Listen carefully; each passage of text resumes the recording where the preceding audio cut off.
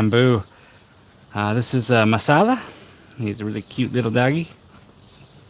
And it's a great dog. It's my main battle dog. And this is Hudza. Hudza's in the cage right now. This black cat came back. And yeah, he's in the cage for his own protection. Anyways, I got some Bai Mudan. This is the Bai Mudan from the website. Love this tea. Love drinking it. And today, I don't want to toot my own horn. Today is day 7 of a fast. So I haven't eaten food in almost 7 full days now. And yeah, it's getting pretty intense. It's good. It's good though. I was a little bit low energy yesterday, if anybody cares about that stuff. But yeah, I'm planning on killing it off tomorrow and eating again tomorrow, and it'll be just under 8 full days of no food. Wow, that's a long time. It's the longest I've ever gone. But the tea has been keeping me sane. And actually, I've been feeling really good. You know, peaceful. A lot of like deep thinking of like changing some things and making some modifications. And yeah, it's been like really beneficial. You know, I heard Silicon Valley guys, like CEOs, were fasting for the performance edge, and I kind of starting to get that. Your mind works very differently on day 5 or 6 of a fast.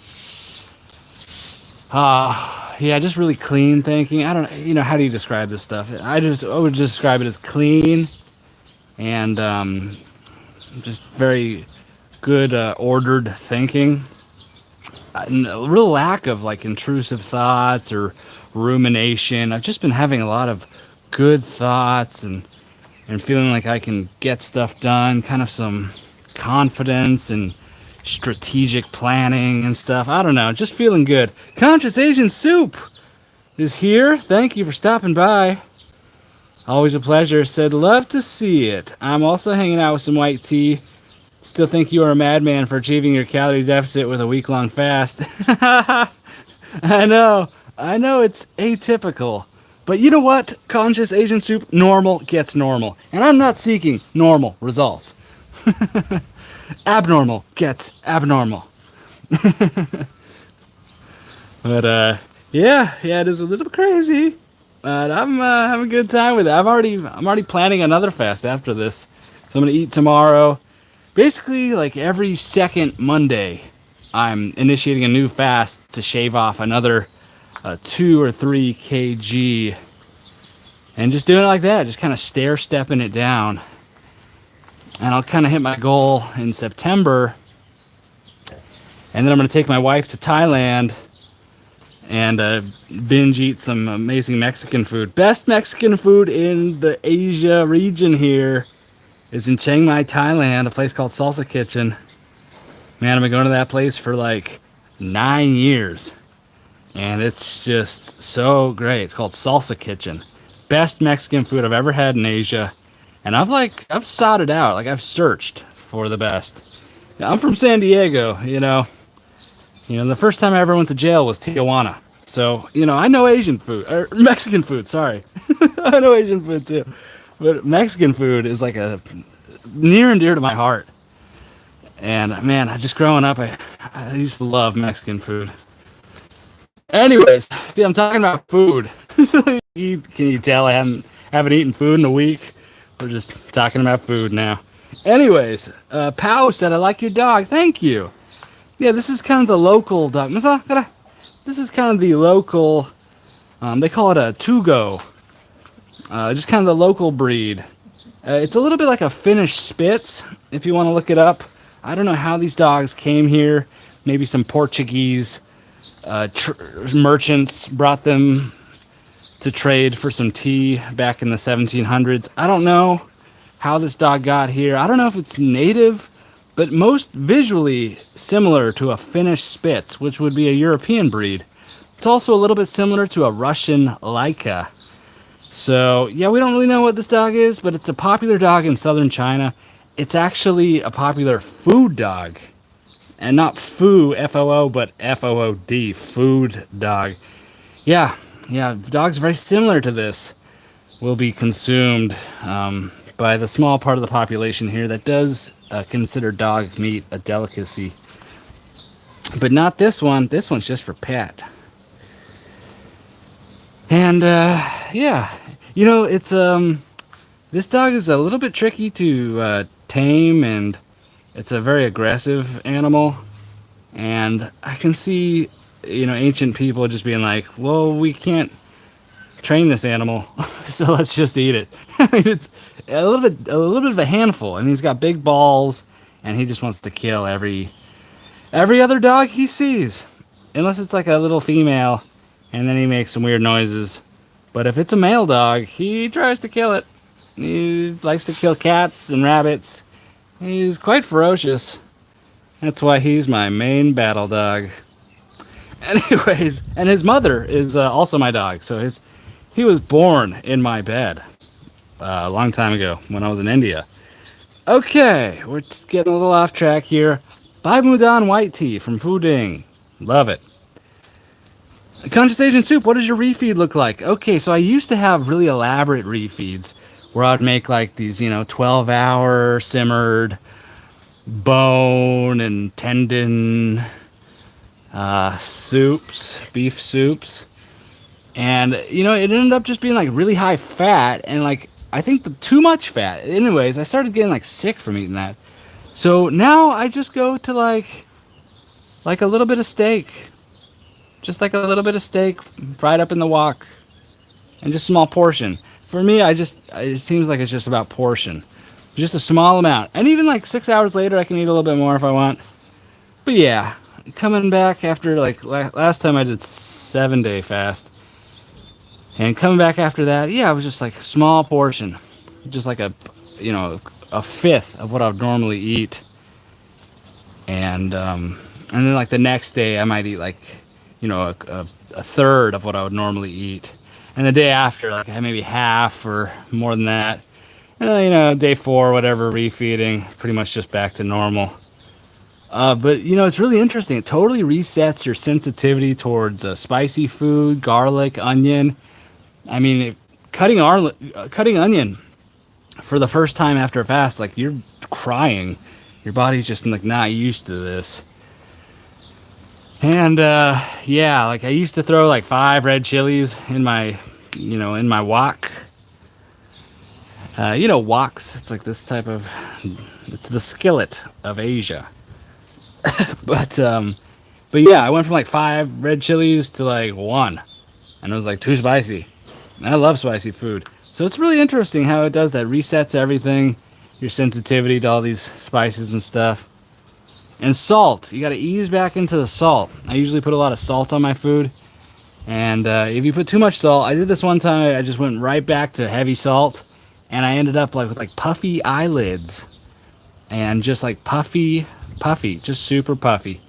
So ease into the salt, you can, because you're really draining your body of sodium, potassium, magnesium, all those electrolytes and sodium, salt. After a week of not eating, so you're done, like you're super drained of that. And so just ease back into the salt. Yeah, ease back into salt, and come back in with some protein. You really don't want to break a fast. From my understanding, everybody's got their opinion.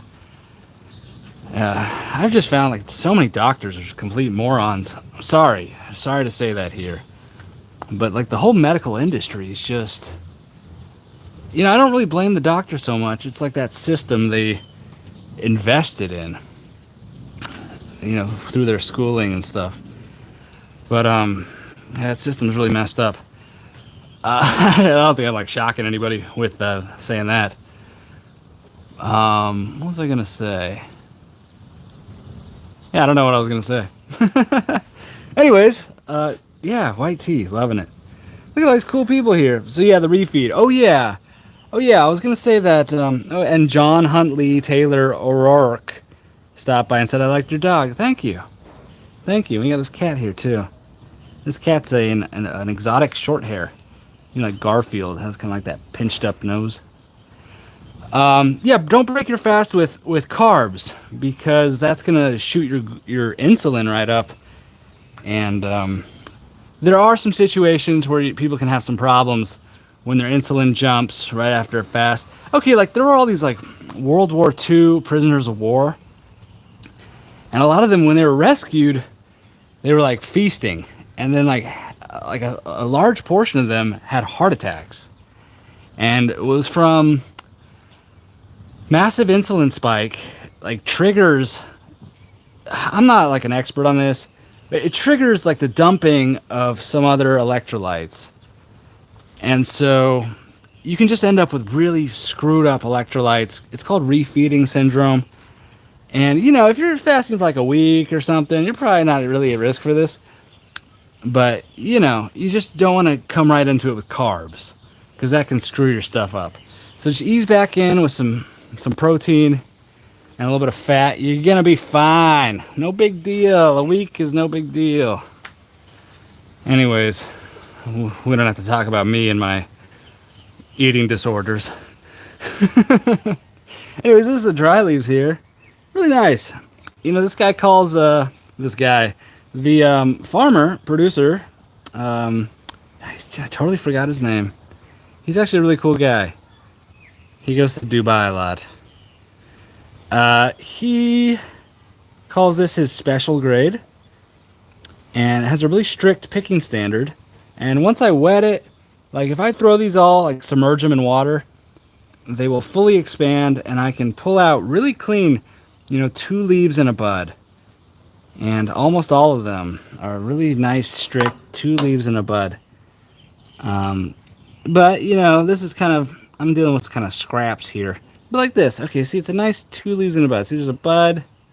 Come on. Come on. There's a bud, and there's those 2 leaves. And so when these are fully rehydrated, it'll actually be like a perfect little bud and 2 leaves.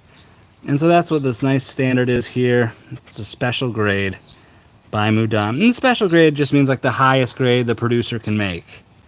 This is like the best he can make. It's a nice bud and 2 leaves. Anyways, that's my special grade Bai Mudan. The garden's looking good. Got some roses cracking off over here. Beautiful. And those roses, really fragrant. Yeah, right through here, really fragrant. And these ones, yeah, these are really fragrant right now. My sense of smell is elevated on day 7 of a fast. These grapes over here, the birds come by and eat them. And yeah, everything's looking really nice up here. The lemon tree. Ample production from this lemon tree. It's so surprising. And you just throw it in some dirt in the corner here and you get a big old lemon tree. There's a new little baby lemon right there. And the sugarcane, beating Elon Musk to Mars. And the papaya tree. Who could forget the papaya tree? So sturdy, amazing. It's in like 8 inches of soil. And it's like thriving. I've always been amazed at papaya trees here in Asia. They just shoot up rapidly with seemingly little care. They're like a weed, and they produce delicious papayas. Fascinating. Fascinating. Anyways, nature is amazing.